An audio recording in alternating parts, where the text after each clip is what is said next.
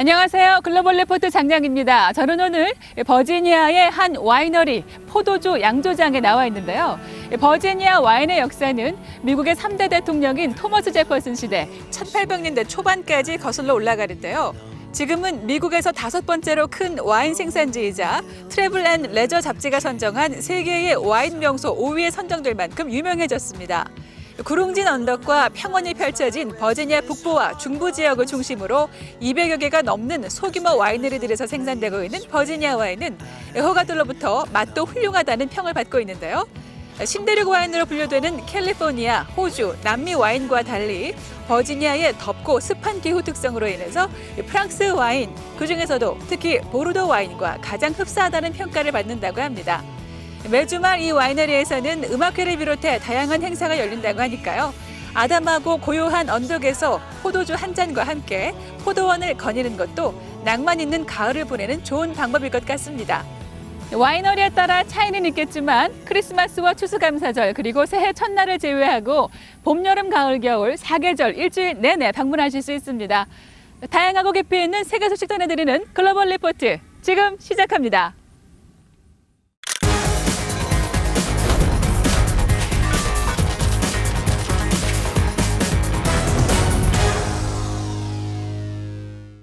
한 주간 전 세계인의 관심사를 해시태그로 살펴보는 해시태그 디스위크 시작합니다. 칠레 대규모 시위가 3주째 계속되면서 이번 주 주요 해시태그에 올랐습니다. 칠레에서는 사회적 불평등의 해소를 촉구하는 목소리가 점점 더 커지고 있는데요. 이 내용은 잠시 후 클릭 글로벌 이슈에서 조금 더 자세히 알아보겠습니다. 독일 분단과 냉전을 상징했던 베를린 장벽이 붕괴 30주년을 맞이해서 이번 주 주요 해시태그에 올랐습니다. 베를린 장벽은 2차 세계대전 종전 후 패전국 독일이 연합국에 의해 동독과 서독으로 분단된 뒤 세워졌는데요. 당시 동독 정부는 주민들이 서독으로 계속해서 넘어가자 주민 이탈을 막기 위해 3.6m 높이의 벽을 세웠습니다. 오는 9일 베를린 장벽 붕괴 30주년을 앞두고 베를린의 명소 브란덴부르크 문과 알렉산더 광장에서 예술작품 전시와 공연 등 기념축제가 한창인데요. 앙겔라 메르켈 독일 총리는 통일 당시 서독 지역의 43%에 불과했던 동독 지역 경제가 현재 75% 수준까지 올라왔다며 동독의 발전을 치하했습니다. 지난 4일 이란에서는 미국 대사관 점거 40주년을 기념하는 반미 집회가 열려 이번 주 주요 해시태그에 올랐습니다. 사건 현장인 테헤란의 옛 미국 대사관 앞 도로에서는 시민들과 정부 고위 관계자, 군 지도부가 참가한 대규모 집회와 거리 행진이 열렸습니다. 미국 대사관 인질 사건은 지난 1979년 이란 학생 시위대가 테헤란의 미국 대사관을 점거하고 총 444일간 52명의 미국인을 강제 억류한 사건인데요. 이 사건을 계기로 미국은 이란과 국교를 단절했지만 이란은 이 사건을 매년 반미 정신을 되새기는 기회로 삼고 있습니다. 인도 수도 뉴델리에서 심각한 대기 오염이 2천만 명의 건강을 위협하고 있어 이번 주 주요 해시태그에 올랐습니다. 뉴델리 당국은 차량 이부제를 시작하고 공중보건 비상사태를 선포해 이틀간 학교 문을 닫았는데요. 매년 이맘때 농작물 소각과 자동차 매연, 난방 등으로 대기 오염이 발생해 뉴델리는 세계에서 가장 대기 질이 안 좋은 도시로 꼽히고 있습니다. 인도 정부는 대기 오염을 줄이기 위해 각종 대책을 내놓고 있지만 상황은 더 악화해 가고 있어 인도 대법원까지 나서 특단의 대책을 정부에 요구한 상황입니다. 101년 전 나야가라 폭포 상류에 좌초된 목선이 폭포 아래로 떨어질 위기에 놓여 해시태그에 올랐습니다. 아이언 스카우라고 불리는 이 배는 지난달 30일을 내린 폭우와 강풍에 의해 폭포 쪽으로 50m가량 이동해 선체 옆쪽으로 누운 채 멈춰져 있는 상태입니다. 이 목선은 1918년 8월 6일 캐나다 영토 나야가라 폭포 위쪽에 좌초된 후 이번에 처음 움직이는 것이어서 공원당국은 지속해서 관찰하면서 사고 발생에 대비하고 있다고 전했습니다. 이어지는 클릭 글로벌 이슈에서 박승혁 프로듀서가 칠레 시위에 대해 자세히 설명해 드리겠습니다. De reconocer esta situación en toda su magnitud.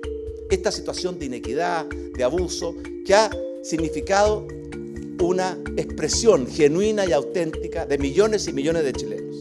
산티아고 지하철 요금 인상에 반대하는 칠레 시위가 3주째 계속되고 있는 가운데 시위는 대중교통 요금에 대한 항의를 넘어 구조적인 사회 불평등 해소를 요구하는 반정부 시위로 변해가고 있습니다.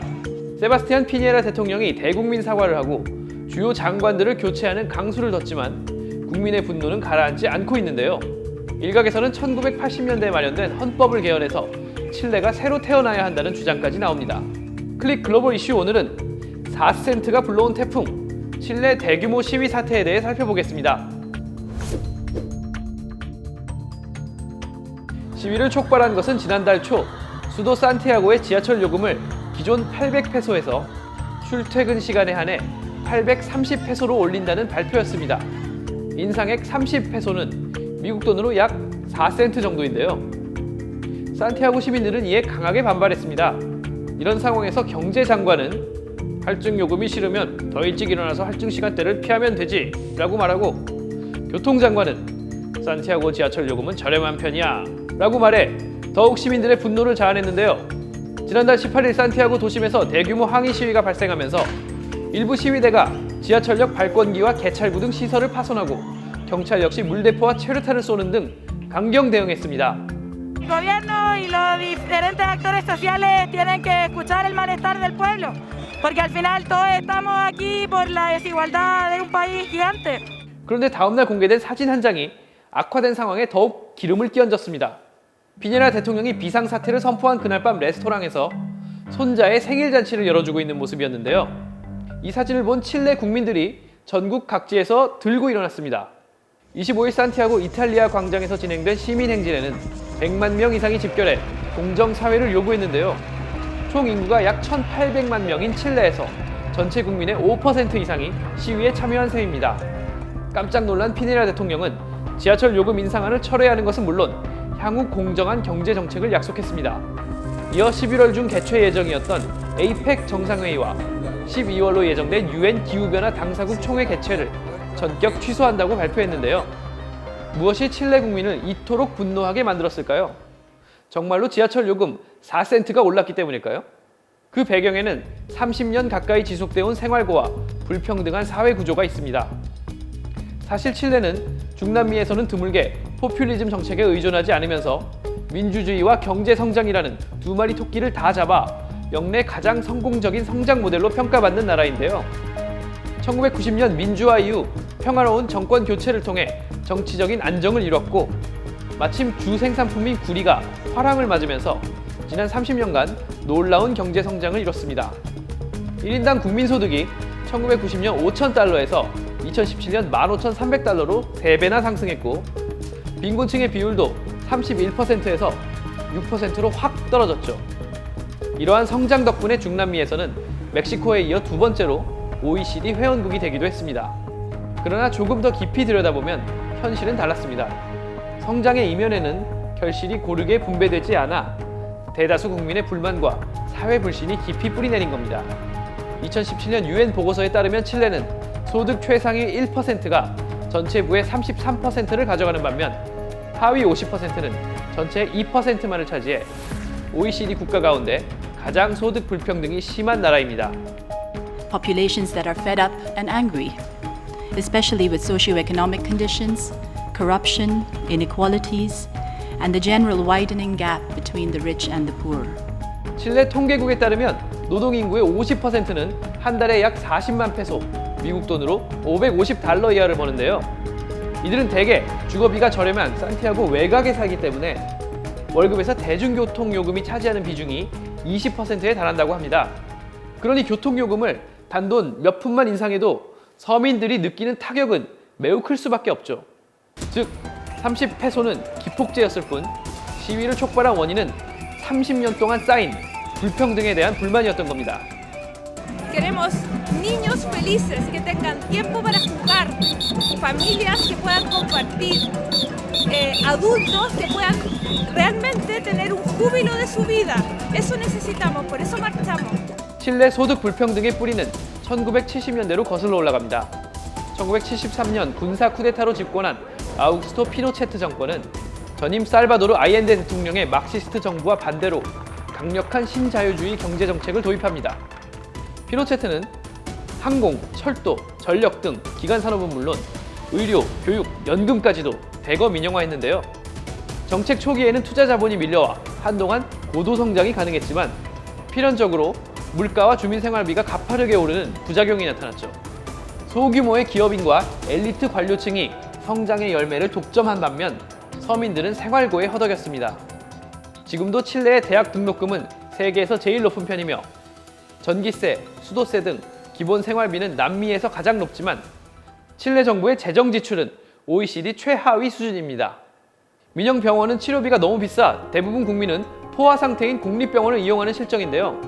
상황이 이러니 시위대는 냄비 바닥을 두드리며 먹고 살기 힘드니 잘못된 사회 구조부터 고치라는 메시지를 지속적으로 보내고 있는 겁니다. 피니에라 대통령은 이번 사태로 집권 1년 만에 지지율이 14%로 추락하며 위기를 맞았습니다. 나라를 근본적으로 고치기 위해 에이펙과 UN 기후변화 총회까지 포기한 피니에라 대통령이 자신의 지지율과 더불어 칠레를 위기에서 구할 수 있을지 전 세계가 지켜보고 있습니다.